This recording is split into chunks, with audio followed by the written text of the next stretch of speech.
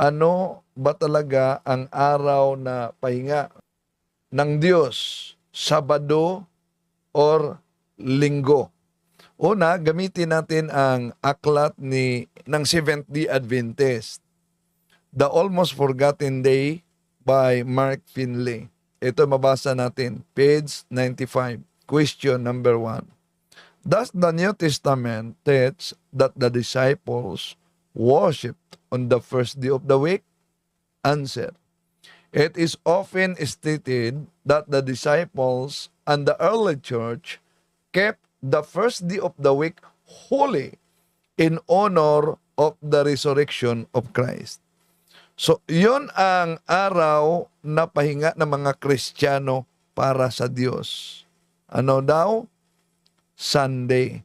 Kahit ang kasaysayan, Europe Before Modern Times by O'Brien, page 194, other feature of the early church, the sign of the cross, and the veneration of the bodies of martyrs, come from the most ancient times. Sunday was kept holy from the time of the apostles. So, malinaw yan. Baka sabihin nila, mga aklat ang binasa ninyo. Hindi yan Biblia. Well, kung gusto nila ng Biblia, mas mabuti na gamitin natin ang Revelation chapter 1, verse 10. Sa Revelation chapter 1, verse 10, ang mabasa natin dyan, Lydiard Translation Bible Before Ever Later, I was worshiping on the day of rest when I heard voice behind me. Day of rest ang gigamit, ha? Sa ibang salin, Lord's Day. Sa Lydiard Translation Bible, Day of Rest, Revelation chapter 1, verse 10. Ngayon, gamitin natin ang Spanish Bible. Sa Pahayag, Kapitulo 1, versikulo 10. You poy en el espíritu en el día del domingo. Ano daw ang Day of Rest sa Lydiard Translation Bible? Sa Spanish, Domingo. Bakit Domingo yung Sunday?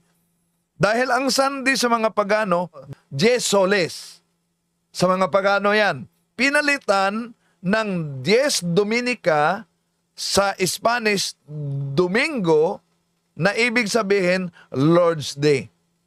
Sa Acts chapter 20, verse 7, dito natin gamitin sa paraphrase on the Acts of the Holy Apostles. Ito ang mabasa natin. The life of the 7 days that was carried there was the first day of the Jewish week, appointed by the apostles to be the Christian Sabbath. Sabi Christian Sabbath or Lord's Day in memory of Christ's resurrection.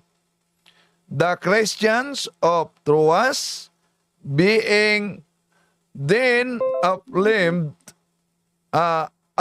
assembled for divine worship. So, ano daw? Ang Sunday dito ay Christian worship ng mga Kristiyano.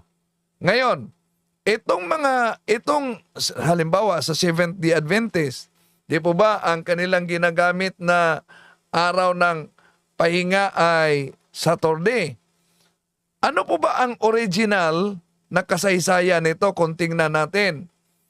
Una, batay sa kanilang aklat ng Seventh-day Adventist, ang pamagat ay National Sunday Law by John Macrosin sa pahina 92. Pinangalanan dito na ang mga araw ay may katumbas na Diyos-Diyosan na mga paganong pagsamba. Halimbawa, ang Sunday, Sun, yon ang Dies Soles, pero pinalitan sa Kristiyano na Dies Dominica, sa Spanish, tinatawag na Domingo, sa English, Lord's Day. Pero napansin nyo ba kahit sa National Sunday Law na aklat ng Seventh-day Adventist, ang Saturday ay tumutukoy sa Diyos-Diyosang planeta na si Saturn. O, see?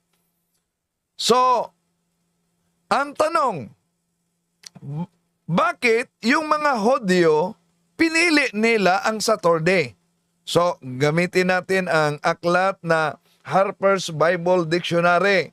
Ito po ang mabasa natin sa pahina 432 by Madeline Miller.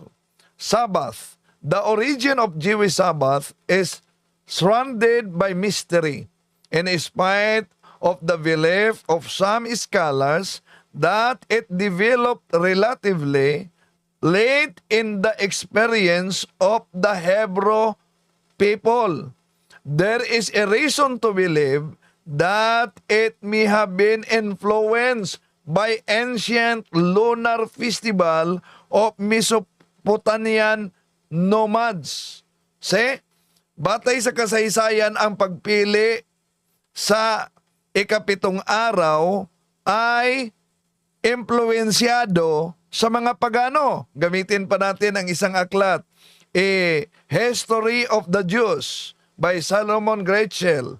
Ito ang mabasa natin sa pahina 38. The Jewish Sabbath, the scribes gave new meaning to the Sabbath. In ancient days, only the Hebrews had any notion of the day of rest. The Babylonians, to be sure, had certain superstitions connected with every seventh day. They imagined that on that seventh day, evil spirits waylaid human beings, and that therefore one should not do anything. The ancient Hebrews had changed all that and had made the Sabbath a memorial of creation. See? Nakita natin na impluensyado sa mga pagano ang mga pagano sa Saturday na araw ng Saturn. Wala silang ginagawa dahil meron silang superstitious beliefs na ang mga demonyo ay sumusunod sa mga tao. Kaya walang dapat gagawin. So ang ancient, ayon sa A History of the Jewish of the Jews by Solomon Gretschel, ang mga Hudyo, pinalitan nila ito. Pinili nila at isinagawang in commemoration of God's creation. Tanong, ano ba talaga ang araw na dapat sundin natin na sa Panginoon at sa Kristiyano? Balikan natin, Revelation chapter 1 verse 10, I was worshiping on the day of rest when I heard voice behind me. Day of rest. Ano ba yung day of rest na yan? Sa Spanish Bible, Revelation chapter 1 verse 10, yo voy en el espíritu en el día del domingo. Yun po, Brad Aljan.